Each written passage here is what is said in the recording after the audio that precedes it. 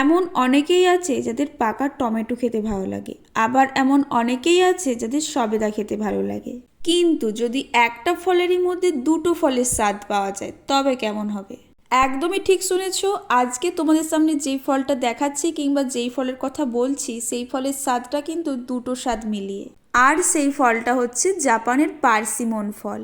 আমাদের এখানে কিন্তু শীতকালেই এই পার্সিমন ফলটা পাওয়া যায়। ইউটিউবে এই ফলটাকে নিয়ে আমি একটা ভিডিও দেখেছিলাম, যেখানে ফলের চোপাগুলোকে ছাড়িয়ে কিছুটা সেদ্ধ করার পর সুতো দিয়ে বেঁধে রোদে শুকনো করা হচ্ছিল।